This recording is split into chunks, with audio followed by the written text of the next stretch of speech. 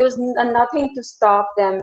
And I believe a liberated woman for me would be someone who knows that she has the world as her place. She could be and she could do and she could have whatever and whoever she wants. So that's the definition of a liberated woman. However, see that a lot of women also stay at home and they have families and husbands and children and children. Sorry about that. So I think that if a woman is making that choice, I think I would still consider liberated because she's made a choice for herself and bringing up a family. We've seen our mothers and grandmothers do that. It's no easy job. It's a full-time job. Takes a lot of labor to a warm family. So that's why I'm the liberated woman, and yes, I am a liberated woman. Okay, Miss Vani, I feel that Emma Watson, very famously, Emma Watson once said that, at time there's a distorted understanding of the term feminism. It is generally, viewed as man-hating or man-haters. So what is the correct definition of a feminist? Who is a feminist? Well, I do understand that the word has been distorted, and why it is getting is because feminism, it's quite simple. There's nothing too complicated about it. It's just that whatever is available to a man, just because we are humans as well, should be available to us as well. Why should we be stopped from pursuing education or doing anything, whatever choices we want to make? But I think everybody, depending on what he or she is from, the family background, and things, go into creating your own worldview of feminism. And say I write something about it in an article, in a magazine or something, it's going to have resonance with the I know in my community, in my city, probably. But it's not necessary that same article or Facebook or Twitter post or whatever may find resonance across the world. So that's one way where message gets distorted. And your message, because people generally perceive it through the clothes they are wearing, which is again colored by what cultural or family background they have. That's number one. Number two, I think why it's getting distorted is because it's become a marketing buzzword, ma'am. I feel that when something comes into the common language, you have t-shirts today, you can buy a 200 rupee t-shirt from Amazon or Flipkart, and it's written like it has written with an inscription on the chest that I am a feminist. So when you buy that t-shirt, I'm sure you're not thinking about equal rights and opportunities, and it's become very real. And that's where, when you wear saris, with feminist, or you carry a bag which says I'm a feminist, I don't think you're really thinking about feminism. You're just out there to look cool, I think. And that's where the whole meaning and the whole essence of the movement gets distorted, watered down, as we might say. I would like to hear what Sukhdeep has to say about that. Yes, so you want if you say that the feminism, see, it started at something where women were asking for even basic right as a right to vote. Two, it has come to a different stage where women are now wanting to have, every possible freedom. But then freedom without boundaries is not feminism. I do not see that freedom brings some boundaries. It has some limitations. So the distortion happens by both men and women. Men distort the idea of feminism because they are scared of women breaching their bastions. And women try to also take on feminists because they feel that they are kind of threatening the gender stereotypes, the gender roles which have been given by the society for so long. So distortion happens when you take it to the extreme, and extremes never work. So if the extreme is to show a woman as, she's holding a glass in a party, that's okay. That's a life choice. Smoking, drinking, these are life choices, and men are not questioned for it. So why should be women? But feminism, as I see it, is a very long drawn battle. It was done to get women at least the basic platform to have the same rights as men. just taking it beyond that point, maybe I would like to give an example of Four Shots Vodka here, which was a very popular series on Amazon Prime.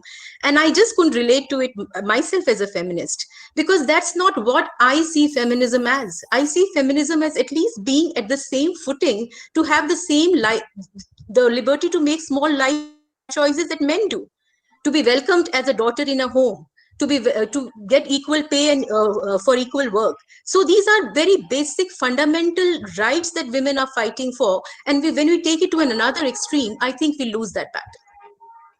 So do you agree, so would you put Kangana Ranaut in a category of a very feminist actress fighting for women's rights? I would like to say on Kangana that, it's very sad situation as of now, that because of the witch hunting that happens with outspoken women, they actually cross over to the ruling side to be able to exercise that freedom of being outspoken. I think Kangana is doing that.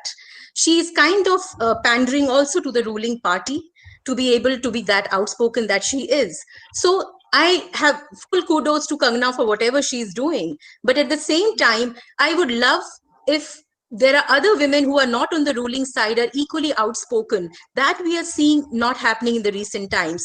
So the sad part is that the government, the establishment, when it becomes part of the witch hunting, when women are trolled on social media, they are given rape threats, death threats.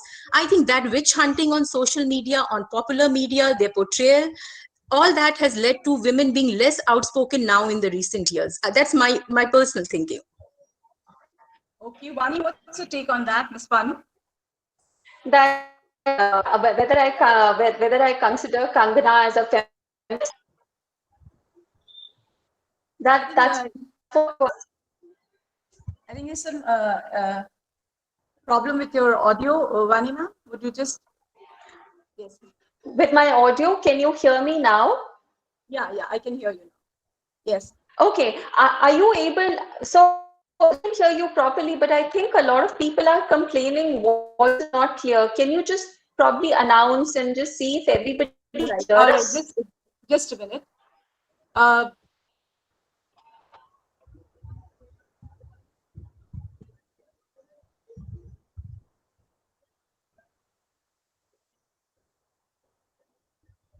We'll just continue. I think we'll just take some time to fix it. I think in the process, it'll get fixed in the process. It's in process. All right, we'll continue.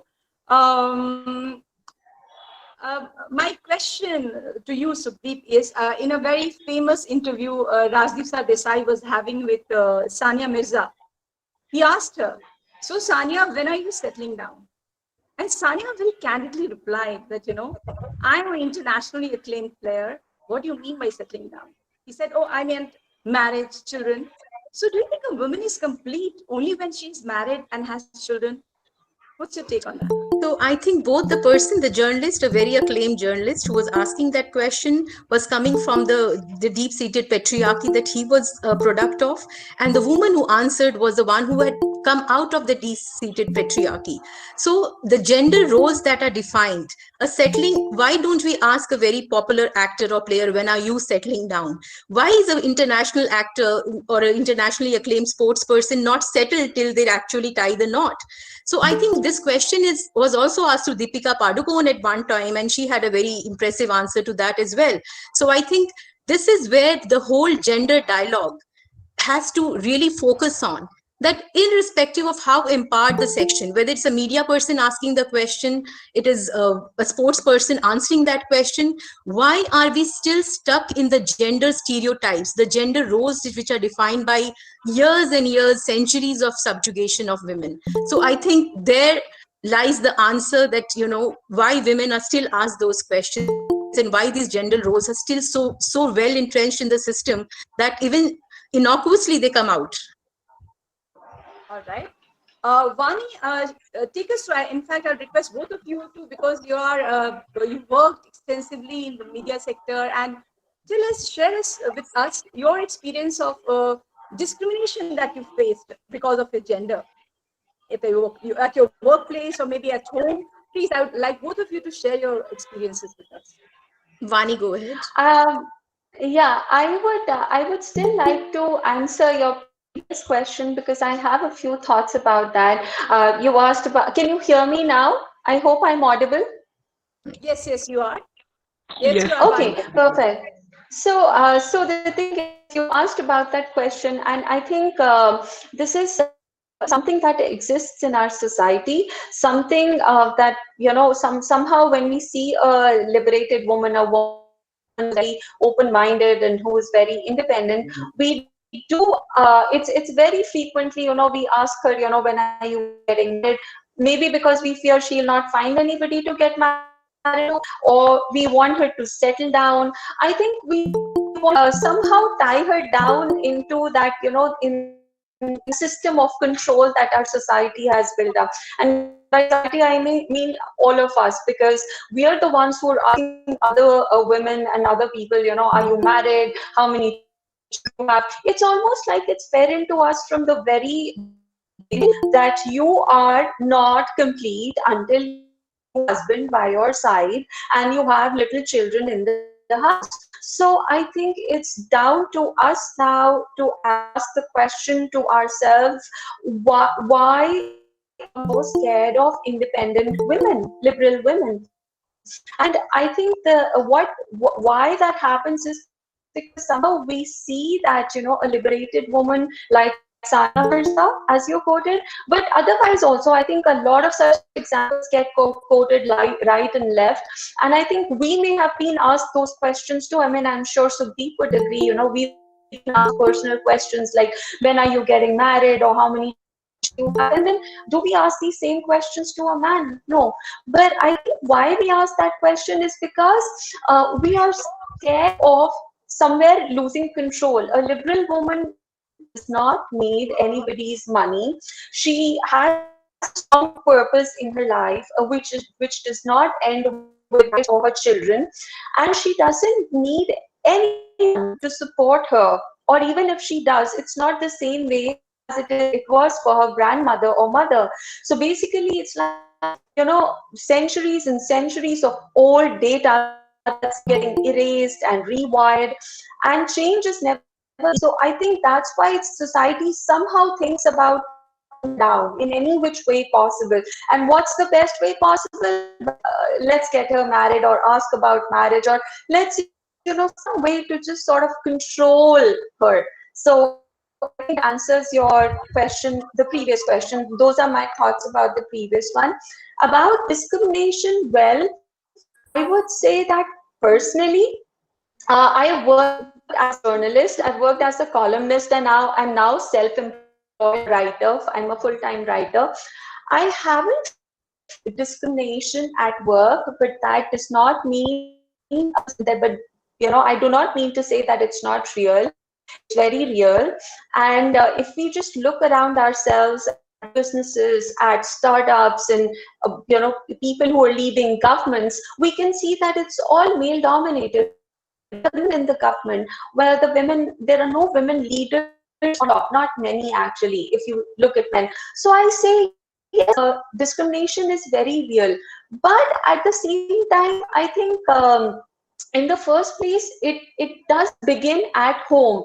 How, any sort of anything in the society first is in our families, in our homes. How are we raising our sons? Are we raising sons who are more sensitive to the needs of women and girls, or are we raising sons who are who consider women as a different species altogether? And how are we treating our daughters? Are we treating the same way as they've been treated for centuries, like childbearing machines? Or we are doing something more, so more women can join the workforce, and that they are paid and treated well? So are we just shallow talking about gender equality, or are we applying it in our lives as well? So I think once we get that Vani, in place, I think, sorry to interrupt, but yes. I think there's some problem with your video quality and audio as well. Can you just fix it up while in the meantime we can ask a question from Sukhdeep? There's some problem. You could Yes, just fix up yes, your video and audio both. yes. There's a lot of participants are complaining about it. Can you just, if you just see if you can do So something? can you hear me? Your voice is breaking, and video is also not clear. Your voice is breaking. You could just see if you can fix it. All right. In the meantime, Okay, sure. Sukhdeep, ma'am. Okay, Okay. if you asked me about my experience as a journalist, I'll be very candid to you. I think the newsrooms are the most, the most unequal places to work. I have seen the men who are highly misogynistic in newsrooms. They are, a woman who's a boss. Men don't like taking orders from a woman boss.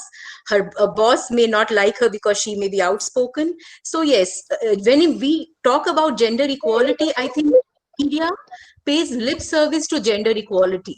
So as a media person, I'm saying that. And if you ask me personally, as my experience as a journalist, I was sent to the most challenging of assignments. But yes, I had to fight for my promotions. I had to fight for my hikes. So yes, when it comes to being a journalist, we are seen as the empowered section of the society. But are we equal in newsrooms? I would say no. All right, Sudeep, how do men, take women bosses? I mean, how are they able to handle that kind of a female superior, and what do men have to do with gender equality? I mean, what is the contribution of men? I think patriarchy makes men weaker. It's not women that patriarchy makes weaker, it's men that patriarchy makes weaker. So if you see any kind of gender equality, it has to start from men. Because that's the time when a man in the house tells his wife that I need to educate my daughter. I am going to save for her education and not her dowry. There is where the real change starts, from your home. It starts when the brother in the family, the brother tells his sister that I want you to reach the skies. Now recently we saw that in the movie Gunjan Saxena, where the brother, they were both the product of the same family, but the brother had deep seated patriarchy. He was not able to relate to the fact that his sister wanted to be an air force pilot. So I think there where men, they have to be the ones to liberate women. To be, I don't think they have the power to liberate women. It's just that they are in a position of power given by the society. So a father can make all the difference, a brother can make all the difference, a son can make all the difference. So yes, I do believe men have a major role to play.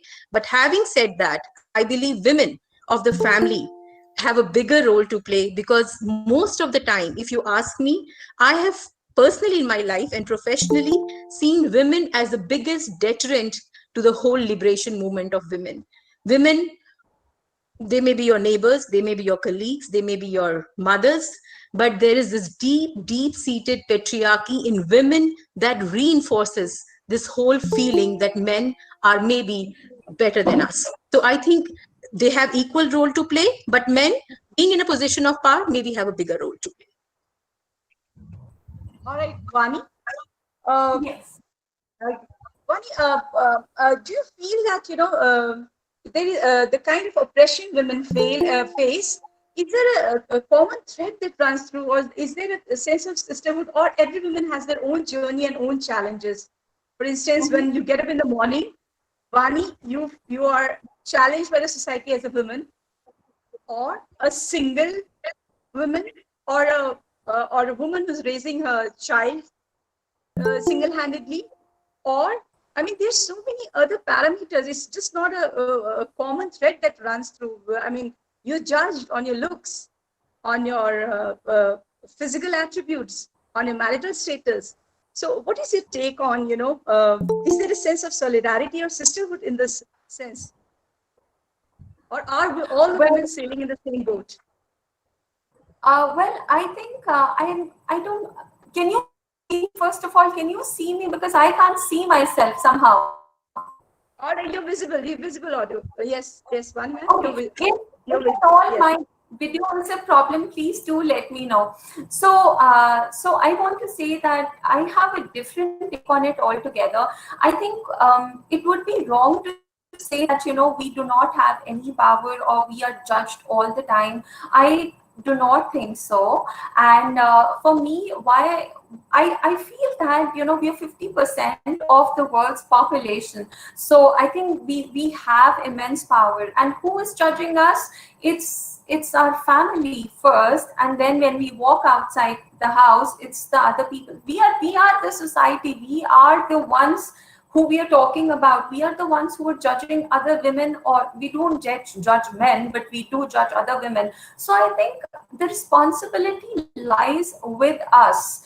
Are we judging others? And until we change our mindset, I don't think anything is going to change. So I think the responsibility, I do believe what Gandhiji said. He said, be the change that you want to see in the world. So I don't think anything changes from outside unless it is first initiated from inside. And I believe that if I stop judging another woman based on her looks, based on her based on her marital status, based on what she chooses in her life, whether she chooses to drink or smoke or whatever.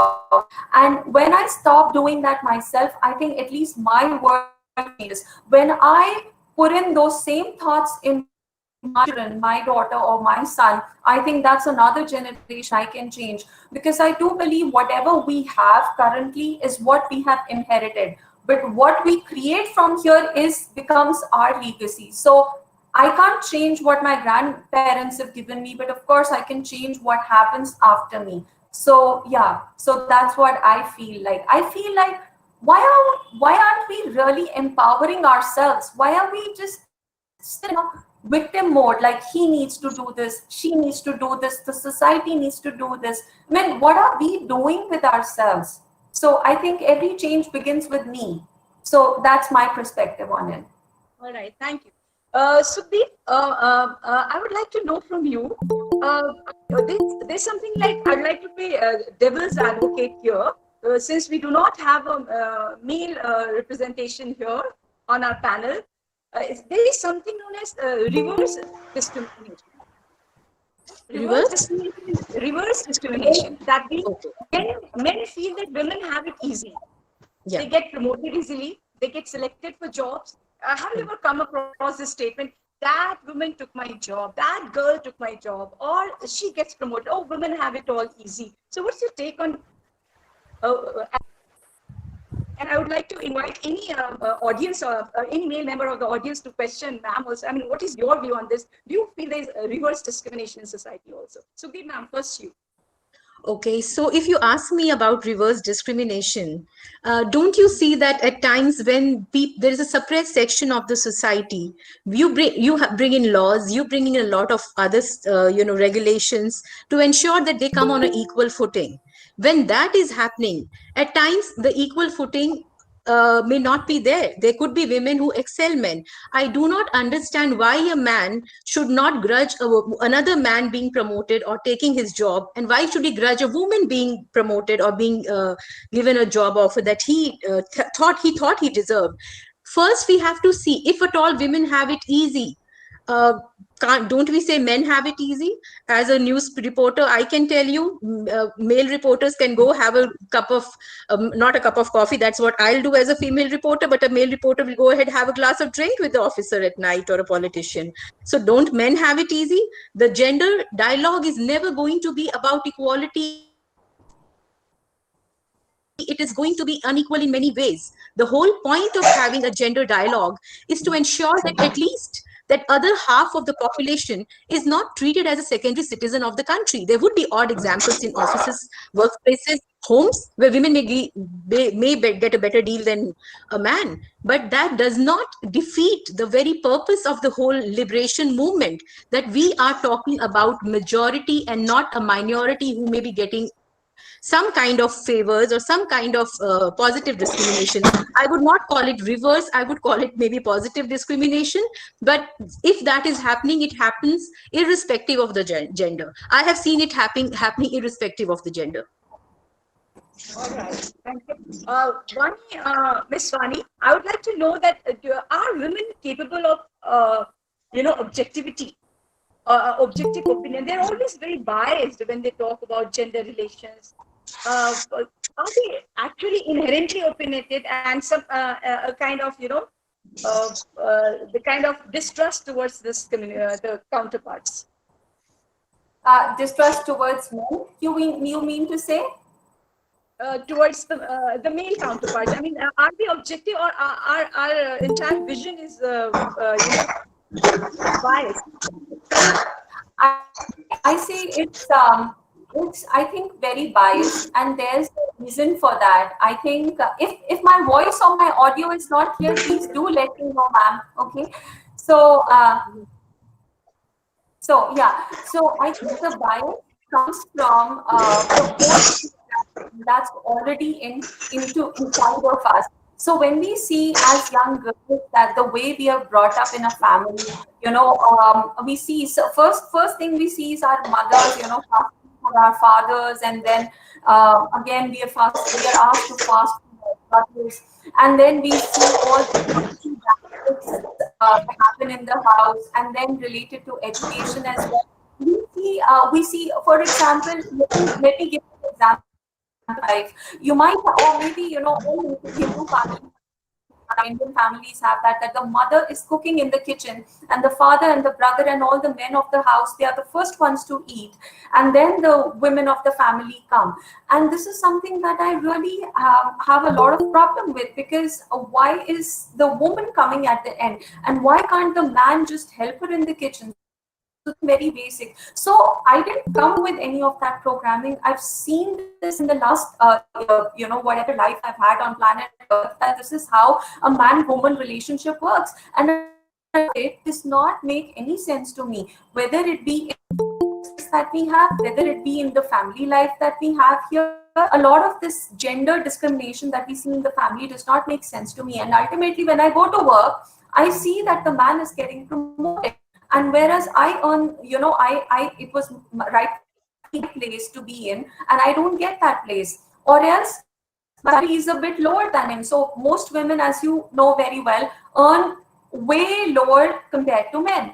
So I think it's then I think we lose our objectivity, because it's the old past programming that is creating a resentment in us. But I think somewhere need to realize that this is one of the ways where we are also getting sucked into that program, and nothing is ever going to change if we keep living by that old program. So I make a conscious effort that whenever I speak to my family members or I speak to my friends, what is my language? Am I able to empower others of my tribe, or am I still feeding them the old programming? Oh no, a man is always superior to you. You should always pray for his longevity and all that. What am I doing? So I think that's the only way we can break that chain of old programs which has been fed to us by our grandparents and their grandparents. And it's centuries and centuries old, So actually, the men today do not, they're not allowed like too many wives. Like earlier, people used to have like 10, 15 wives also. Like that must have been really tough. So it's old program, just old program. All right. Sukhdeep, ma'am, how can gender dialogues actually lead to transformation and gender empowerment? Can we just, the topic of this discussion is we get to speak, are we being heard? So the problem is, when can such gender dialogues lead to transformation and be effective? And what are the measures that can be adopted to make it effective? See, I very strongly believe that, you can't have workshops and classes to have gender dialogues. It never works. You have to start from the family, a mother sitting down with with her son, a father sitting down with his daughter. Both the parents may be doing it together. The whole point is in schools, in our colleges. I have seen, the most educated of men chasing women in fast cars and kind of intimidating them. That happens all the time around the colleges in Chandigarh. So we are talking about gender discrimination, but is education alone or any kind of awareness alone creating that kind of an environment? It is not. So what is creating that environment? It is dialogue which happens at a very personal level. It happens at a very school or a college or a family level. There is no better way to teach your son to respect a woman than to teach him at home to respect his mother and sister. How do you teach the child not to respect his mother and sister, and you expect him to tomorrow respect women at his workplace, his wife? That never happens. It has to start. conditioning has to start at childhood. So I do not believe that you can do it as a part of a curriculum, you can do it as a part of a session or a workshop. It has to be very, very at a very grassroots level. It has to be in villages, it has to be in homes, it has to be in our colleges, in our schools. You do We see women being even body shamed in schools. That happens all the time. So these are not schools are, after all, institutions of learning. So why is it happening at an institution of learning? It's happening because that particular boy in his home was not told to respect his sister or a girl. So let us start from our homes. Let us end that patriarchy where it is told that this is the definition of a woman's role in her family, in her society. She is not to be defined by her gender. Her role is not to be defined by her gender. Let her have dreams like a man does. Let her have wings and let her fly.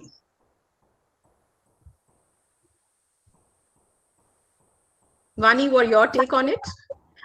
I think, yeah, you're making sense. So it's like, Sukhdeep, I'll just there's a question, yes, and I'll just take that for you, maybe, because when you were speaking about it, will you mythological characters like Sita and Draupadi and many more are victims of patriarchy? Do you believe that? That's a question Rohini has asked for you here. So I just read it out.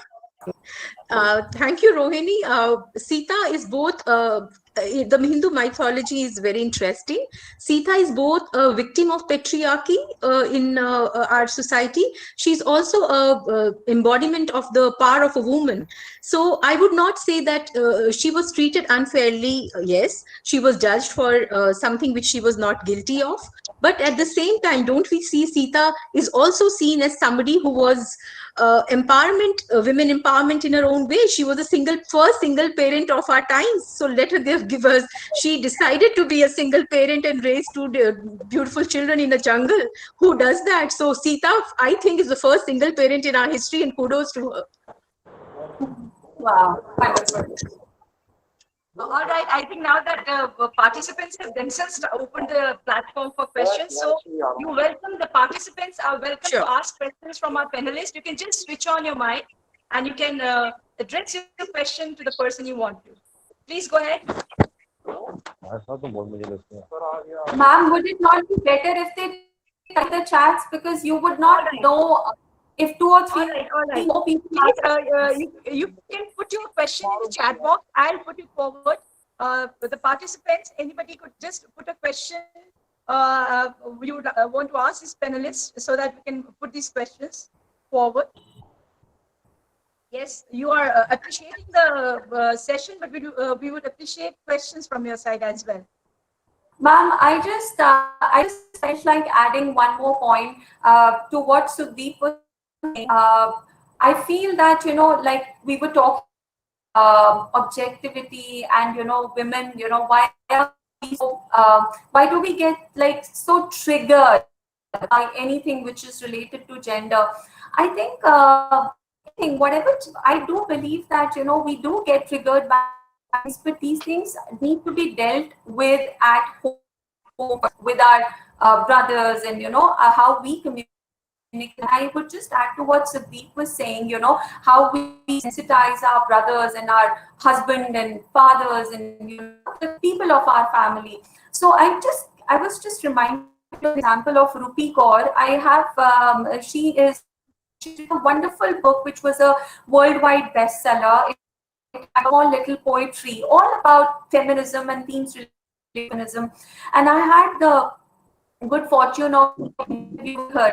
So what she says is that when she started doing this poetry, her father had no idea how much pain she was going through, and it was actually after reading her book and her poetry that the father realized how much pain the daughter had been feeling all through her life, and which is just putting it out how much less are the men of the family, men of the society. They have no idea about us because we hide our pain a lot. Or we in earlier societies, you might know, a couple of years ago, I think during childbirth and during period, I think we used to segregate women absolutely. They were timbered out. You're like they were given another room to stay allowed in the kitchen and all. So men did not know what women had to go through during periods and during childbirth, or how difficult even breastfeeding was for that matter. I think, by allowing men in the delivery room and where allowed to cut the cord of the baby, I think that's where, at least to some extent, we've allowed men our world and to see what we go through when we face all those things. I think it's for us to sensitize them, to not hide away like, oh my, it's not good for you to see, oh my god, no, just engage them and make them see what happens when a woman gives birth to a child and how difficult the whole process is. I think that would be a good first step, sensitizing them. And I have a very Vani, we have somebody asking us a very interesting question. It comes from Dr. Pradeep Desai. He says that it's always the male who's responsible for not respecting women. Many times the wife is more powerful or dominating than the husband in the situation, and the situation is pretty reverse in families. So he wants an answer to that. I'll go first maybe, and then Vani could. Mr. Desai, I can't agree with you more. I have examples in my own family. I would say I support this, where a wife is more dominant in a family, because she's the one who runs the house. So she has, she knows what goes on in the house, and it's technically fine. In a normal Indian family, I think most men are working outside and women are working outside as working at home, and she's the one who's most acquainted. Traditionally, she has been the one who's been most acquainted with what happens. And so it's fair enough for her to be a bit more dominant, because the men couldn't care less. So if you couldn't care less, you better listen to what we say, okay? Just as simple as that. There's also a common notion in the society. I'm not agree with Bani ma'am. You do not agree? Okay. Mr. Desai, since you asked me this, I would like to have my take on this as well. See, domination is nothing. I don't see domination anymore as a gender thing in a family. I come from a family of very strong, very dominating women myself. My mother is dominating, so is my dad. And at times we are at a wit's end that who gets the first say. But having said that, I think dominance within a marriage, in a family, is not gender-based. At times it's a personality trait. A woman could be more dominating because the man is more docile. It could be as simple as that. Or a man could be more dominating because a woman is very docile. So having said that, that situation can play up anywhere. It can play up in an office space, it could play up at home, it could play up at a school or college. But yes, when women are dominating, they are seen as maybe, as an aberration. I don't think that's an aberration. If there is a man who's happy allowing the woman to wear the pants in the house and, call the shots, why not? It is all about if the husband is not. All right, so Sukhdeep, is it something to do with power? Power corrupts. Anybody who is powerful, I mean, it could be a male or a female in the household. Mm-hmm. Anybody who's, and there's a very interesting question from Fawzia Rashid. She says, women can progress only if they prioritize career over household duties. Is it possible to, strike a balance and be successful and be a good housewife, or is there a balance? Vani? Where is it? Can I see it here? Because I can't see some other questions. Should I scroll up? Down. It is from only if she prioritizes career above household duties. How can a woman bring both done together? I think if you're talking about are multitasked, I think there's a lot of adjustment that needs to happen. There's a lot of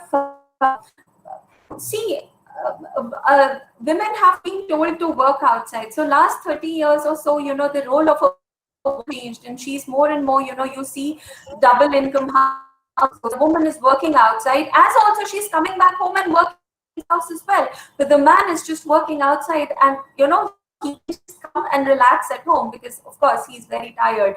So I think a good way to manage would be if you tell the man that if he's going outside and the woman is also working outside and they're both walking inside the home at 5 p.m. So then need to share the duties of the house as well. You can't have houses running otherwise. So if a man has to share in the diaper duties, in the cooking duties, and of course in every which way, that's how I think that's the only formula where you can have both of.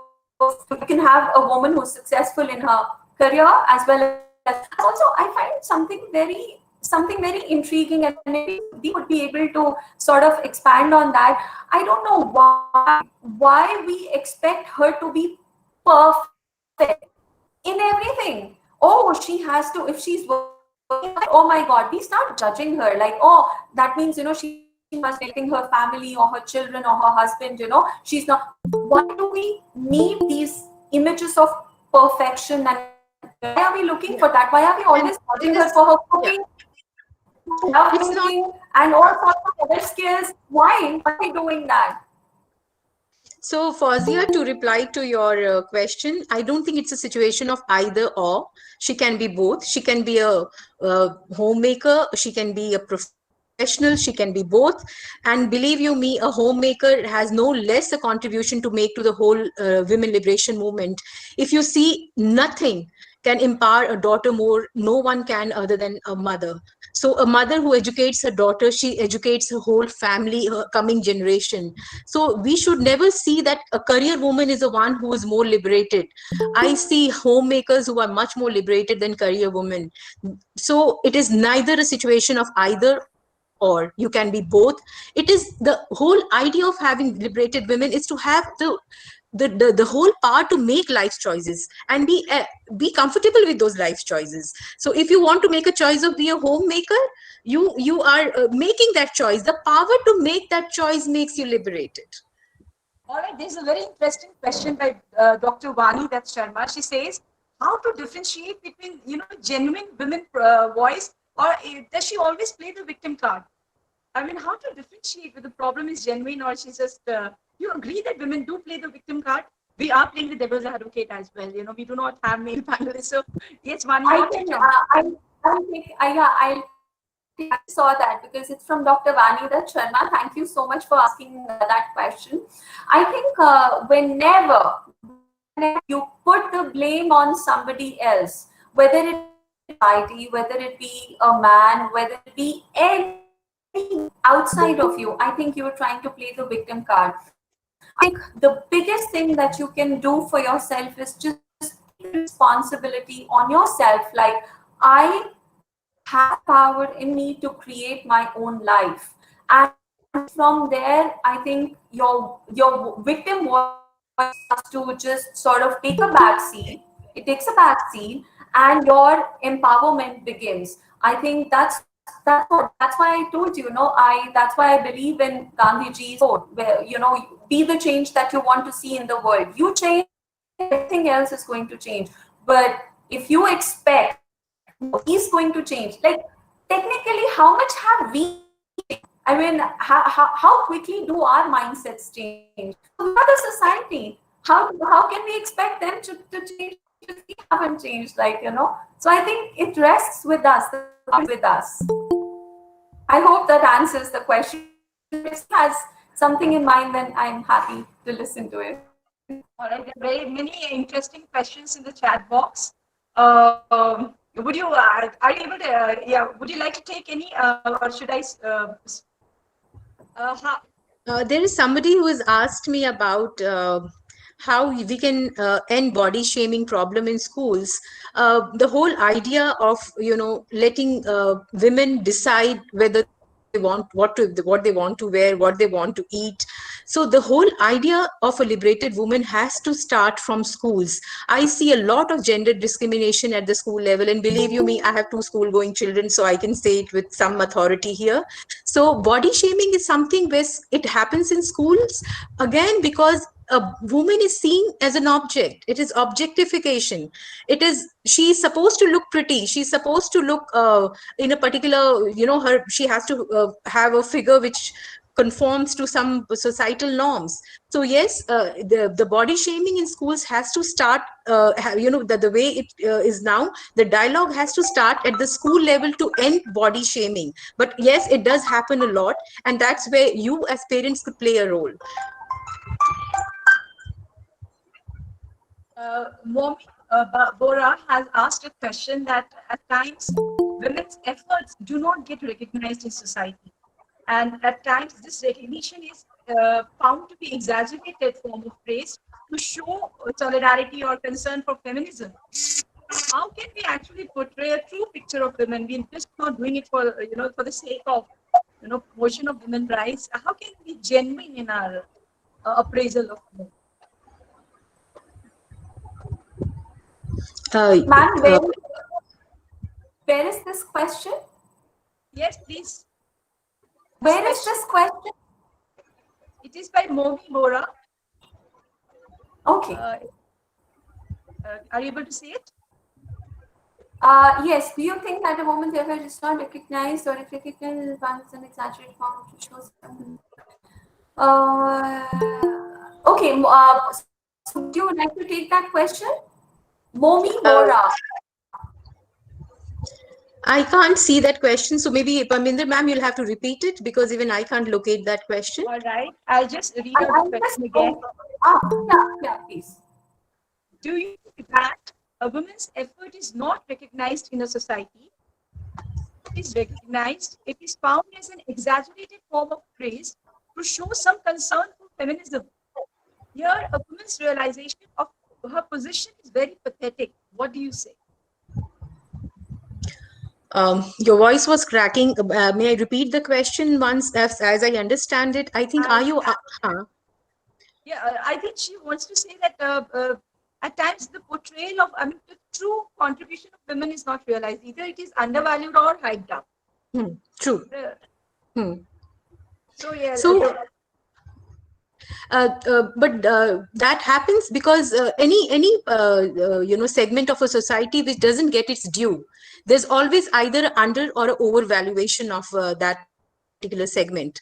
So that happens with women as well. So either if she's breaching some male bastions, she'll be made to feel she has done something extraordinary, and if she is not doing anything, she'll be made to feel as if she's not contributing enough as a homemaker or as a professional. So I think it the very reason that we either over evaluate a woman's role or under evaluate it is because of the gender bias. So that bias where a man is not seen as doing outperforming or underperforming as much as women are. And why this happens is because a woman has already broken many barriers. She's broken many glass ceilings to be where she is. So having done that, when she outperforms, she has much more bouquets coming her way.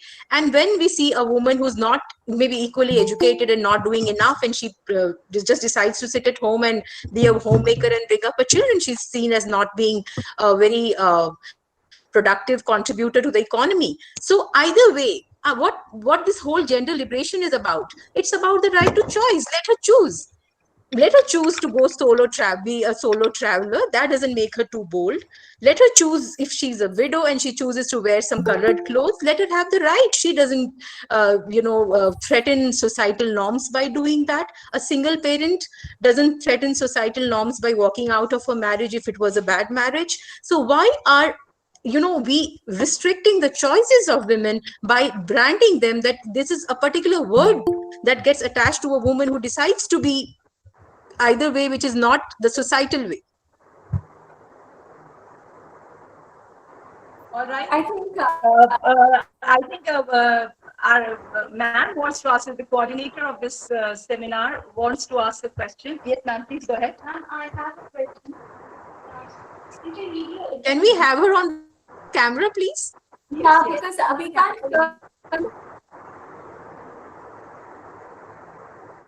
It's not audible. The question is,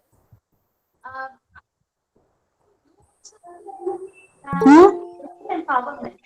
ma'am Prakash भैया को 0 बता दें, 0 आज का 0. Yes, ma'am. Do you also believe that women empowerment somehow have created working women who are considered as less humans because they are made to work more? Like in office also they are working, at home they are working, and then to everyone would be suggesting to them that what you are doing is not enough. What's your opinion in that? You'll have to repeat it because somehow we are losing your voice. I'm not able to get it. Yes, she'll just repeat. Hello. Yeah. My question is that it happens that as a result of women empowerment, women are supposed to work more. Like in offices, they are working, at home, they are working. So somehow their treatment is less human, especially when we are talking about less educated women or women in rural India. What's your opinion on that? I think women in rural India, if you see women in rural India, I have a very different take because I have toured a lot of rural India as part of my work and the place I was born. So I think women in rural India, if you see, there's a different kind of empowerment that's there in India's rural areas. They have much more freedom of choice. I see them getting remarried. I see them getting, the kind of benefits that maybe urban India doesn't offer its women. There is a lot of freedom of choice there. But having said that, yes, I do believe that when you are an empowered woman, you are a liberated woman who wants to do, to have the choice to be, maybe flying a fighter jet, or you want to be a journalist, you want to be a writer or a CEO of a company. Yes, you are not only doing that, you are doing more than that.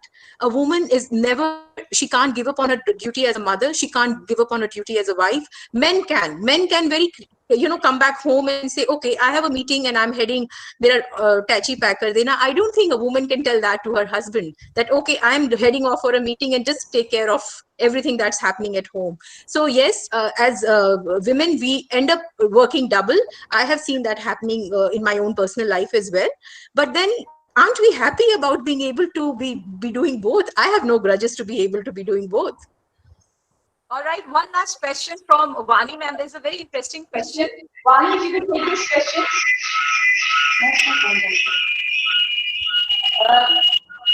You would have to switch off any other, Yeah.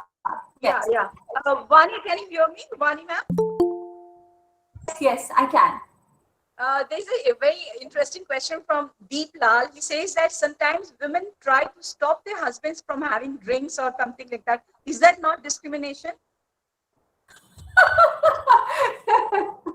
I think it's just a matter of like adjustment, because yes, of the things that this is like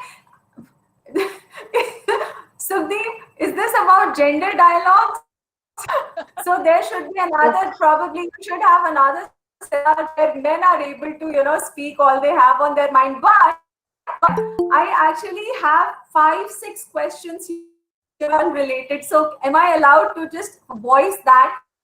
A lot of men are asking, what about those women who think their mother-in-law is their, antagonist, like, you have an anti-relationship, and what about that, So I have something to say on how a woman is portrayed in the media and what is reality in vis-a-vis what is the reality. So I think in the media we often see this portrayal of women where they are like as meek as a dormouse. I think Sukhdeep, because the portrayal of women is like we all that TV that we have, and in almost all the TV soaps that we watch, it's like a woman pitted against another woman, which is not true. Or she's shown as an object, and I think one of the gentlemen here has mentioned that she's objectified. She's shown item girl.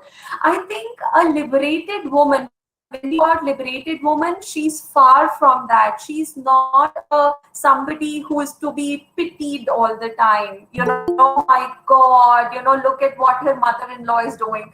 No, she's not an item girl as well. I think, and she's also not somebody who makes very nonsensical lifestyle choices.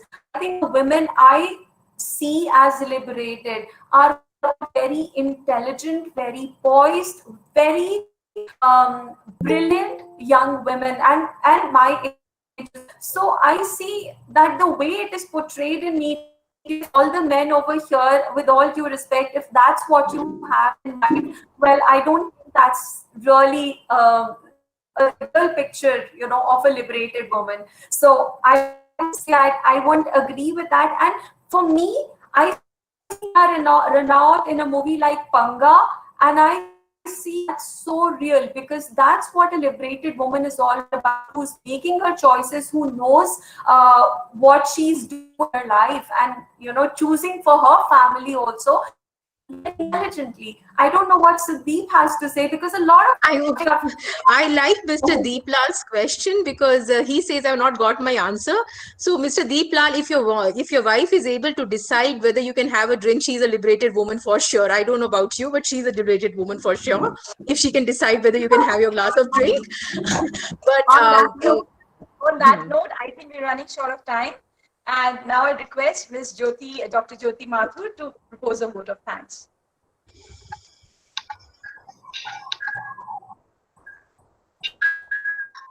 Thank you, ma'am. Women have been looking for a cave, but have been given an apron. And it's only recently that we have learned how to swing our aprons around. So let it flutter down on our backs and let it take us to the skies. Good evening to all. The best and the beautiful thing in the world cannot be seen or even touched. They must be felt by heart. Thank you is one such prayer among them. I feel privileged to propose this vote of thanks on behalf of the Women's Cell, the Bhopal School of Social Sciences. I would like to thank Ms. Sukhdeep Kaur and Ms. Vani Kaushal for giving voice to our opinion. The way they have carried the entire session is worth appreciating. Thank you, ma'am. I further extend my heartfelt gratitude to Father Dr. John PJ, Principal, the Bhopal School of Social Sciences, and Vice Principal, Sister Dr. Sonia Kurian, for their constant guidance and support. I take this opportunity to thank Dr. Parminder Kaur, Member, Women's Cell, for being a huge help in organizing this webinar. Big thanks to all the Women's Cell members for their cooperation. Thank you, Anand Paul sir, for your technical support. Last but not the least, special thanks to all the participants for their hearing and patience and sharing their valuable time. Thank you. God bless all. thank you so much. Thank you so much. Thank you.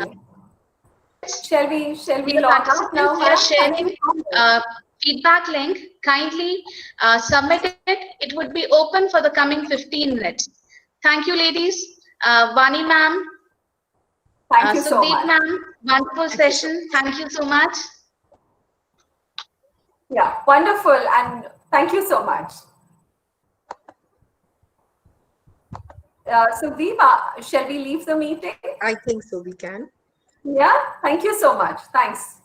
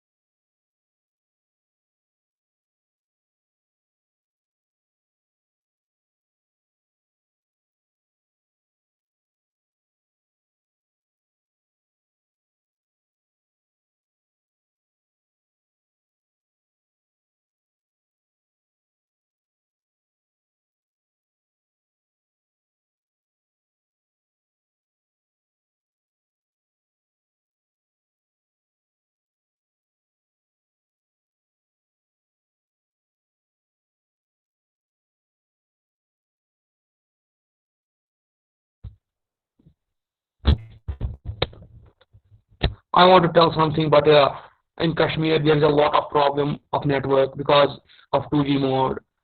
Sorry, ma'am.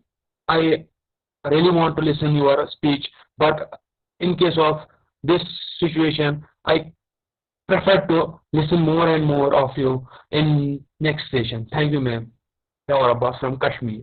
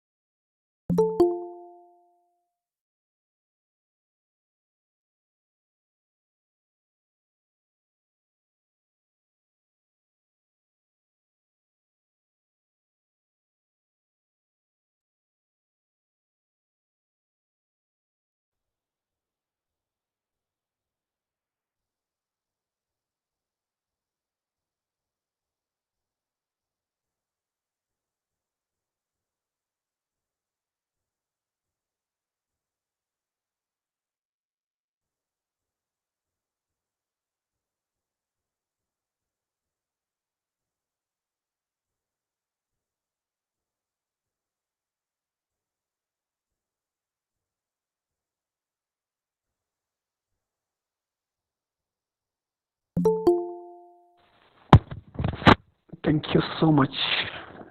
It was such a great and wonderful session. Really great. Thank you. Okay, okay.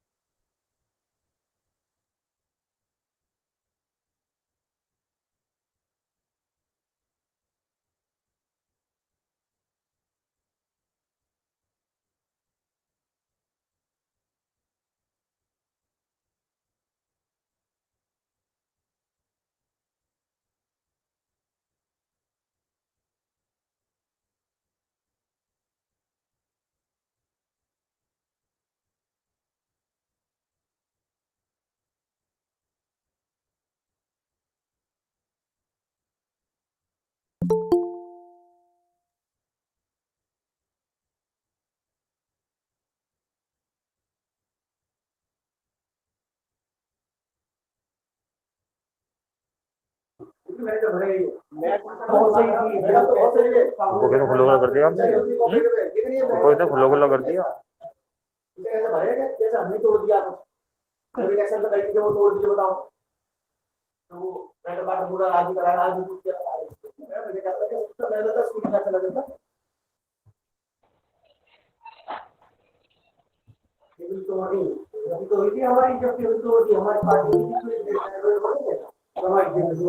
State manager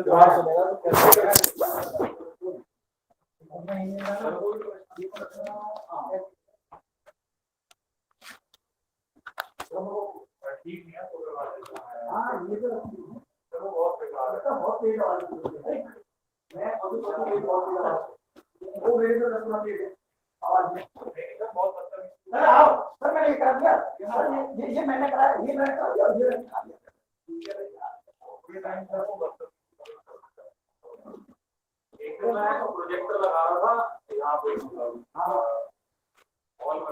तो मेरे को मतलब मैं लगा रहा हूँ आराम से, मेरे को लगाना आता नहीं है, बट मेरे से बात करने लग गया, तुम्हें नहीं आता लगाना, कैसे लगा रहे हो, ये हुआ